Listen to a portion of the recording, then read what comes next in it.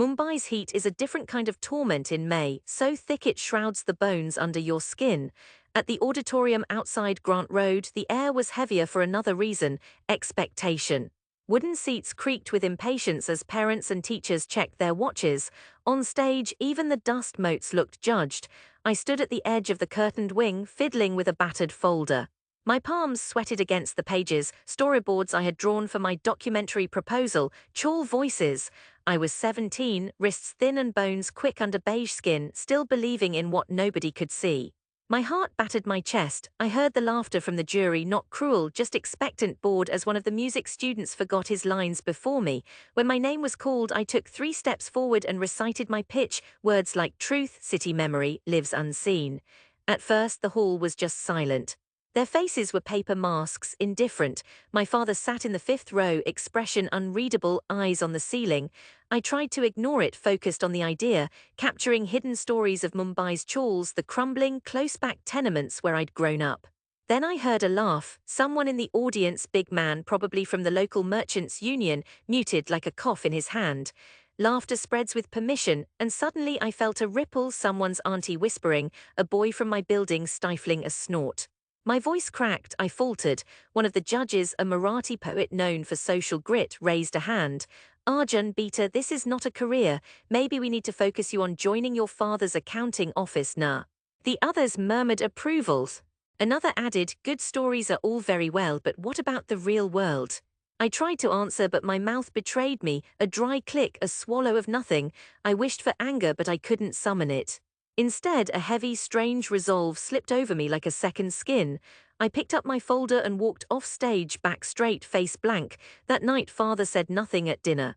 Mother tried to make excuses, but my younger brother Samir just grinned, that knowing, mocking, childish grin. They want accountants, not film people, he said. Dreams don't feed you by. I didn't argue. I let the silence plant itself between us, deeper than anything I could say. In the dissolve of humid days that followed, I tunneled into whatever I could find about documentary filmmakers. There was no money for film school, just cheaply pirated biographies of Anand Patwardhan, shaky YouTube uploads of Myra Nair interviews, and evenings spent climbing onto our chawl's roof with a digital handicam I'd borrowed. I watched trains roll by, thinking they sounded like applause arriving late for a show I hadn't performed yet. Mumbai can love you or forget you, but it won't ever wait for you. At college, a scrappy community one chosen for price, I made films on borrowed cameras. I filmed Mohammed, the rickshawwala who taught himself English from a borrowed newspaper. I filmed Mrs. Fernandez, who ran a tiffin service for bachelors and sang gospel in a hoarse, beautiful baritone late at night. I watched everyone. I became invisible, as real documentary people must. When relatives came for dinner, father paraded my little brother's maths medals. I poured tea, standing behind the partition, hoping anyone would ask about my work. They never did. Instead, an uncle grinned. Arjun still has that camera phase, is it? Every word was casual dismissal, every silence a shut door. Once I tried explaining my project about city eviction, how people disappeared every day, rubbed out like lines of chalk. My father's sigh was long and practiced. Grow up, Arjun, if you don't, you'll drown in all this. Art is for people who can afford accidents. I worked, saved.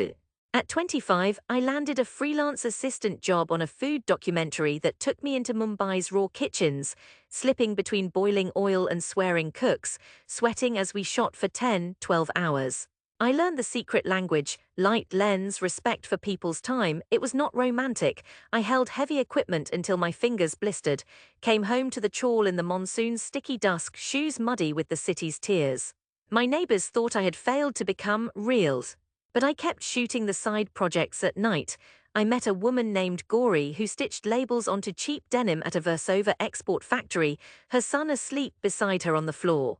I drank ginger tea with an old rail guard who had seen 6 riots and survived them all.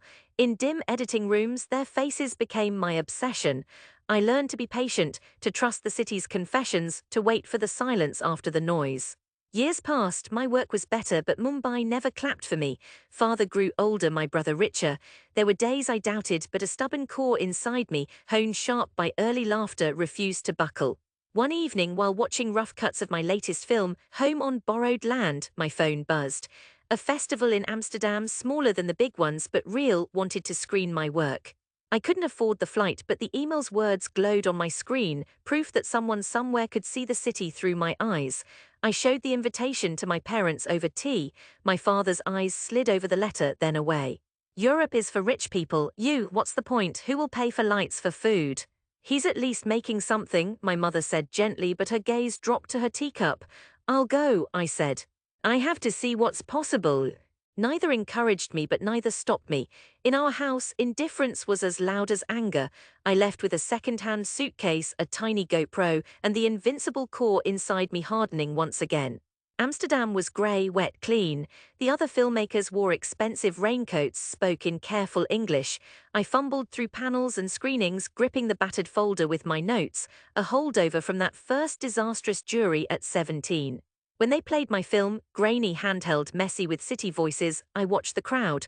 Old men, faces sharp with history, women whose eyes filled when Gauri described singing lullabies to her son over a sewing machine. Gasps when the eviction footage rolled. I had not made perfection, but I had made Mumbai impossible to ignore. The applause was not Mumbai applause. It was stranger, softer, but it fed something that had ached empty for years. After the screening, a producer from Delhi found me in the lobby. This is powerful work, Arjun. You have a strong voice. Come to Delhi, make something for us. I stayed. A year became 3. Late nights in editing suites, half-finished meals, endless phone calls for funding. I slowly gathered a team, other wanderers haunted by the cities they left. We made films for NGOs, shot portraits of forgotten revolutionaries, ran workshops for kids in Old Delhi who had never held a camera. Twice my documentaries were shortlisted at festivals abroad. Streamers from Mumbai to Sao Paulo messaged me with offers. The people in my earliest films, rickshawallahs, old school teachers, street kids, wrote their names in my credits. Each time I mailed DVDs back home, mother called, excited, "We saw you on YouTube." Father stayed quiet, but I heard the film playing in the background when I called on Sundays. Still, part of me stayed in the receding dust of Grant Road, a piece tethered to the failed pitch, the laughter that first branded my voice. 9 years after my first meltdown on that stage, I stood at the door of our chawls, suitcase rolling behind me. Mumbai's air, hot and ripe with jackfruit and diesel, washed over me. A new recitation was happening down the road, the annual community function, funded with a little more polish since the NDA Local 1 Council. This time I walked into the auditorium with a different swing, older, surer, scarred but unbroken. My brother was there, sitting in the crowd, same mocking smile sharpening now with surprise.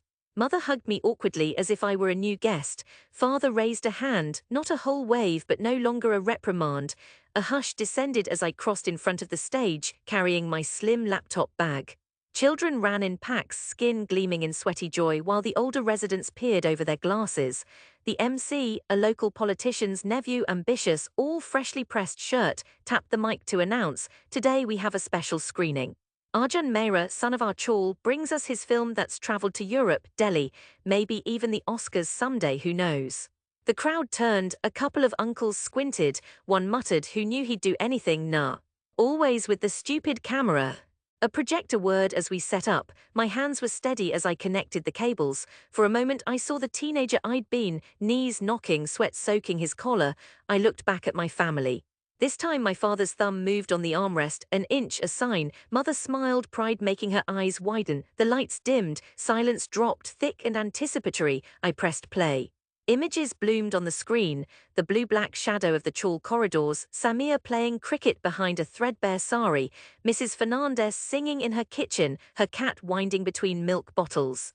The city was raw and beautiful, honest and unadorned. My neighbors watched their own eyes stare back at them. When the eviction scene played, bulldozers rumbling at dawn, a line of women shouting slogans, defiance writ large, there was no sound from the back rows. The same uncle who'd once called the project nonsense dabbed at his eyes with a handkerchief, pretending to cough. Children's mouths dropped open as they watched their own voices captured for the world to see. After an hour, the screen went dark, a moment of stunned communal silence. Then applause, not polite or formal, the real thing, rising and ragged, started by the ones who had laughed years before. Kids whooped.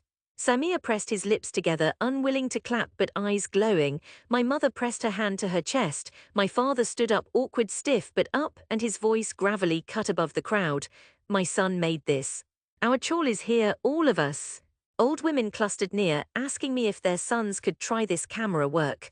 The uncles who had told me to be practical gripped my shoulder with nervous affection, murmuring how only an Arjun could bring Delhi to our street. An after-party spilled into the courtyard, jalebis, samosas. People spoke fiercely about the chawl's future, their own stories, suddenly proud of their histories. When the crowd began to disperse, father lingered. He set his hand on my back, first time since childhood, and said quietly, "Beta, I didn't see before, but you gave them all a voice, nah, even me." His eyes were bright, not just with pride, but something older, regret, maybe longing. I nodded, too full for words, listening to the city outside, the murmuring of people whose laughter had once nearly broken me. As I stood on our staircase, Mumbai stretching in gold and gloom beyond, I understood what every exile dreams of. Not just success, but a homecoming earned and witnessed. I had been rejected, I had worked. Now at last I returned, not as their prodigal but as their mirror, and in that crowded silence, resolve and belonging finally became one.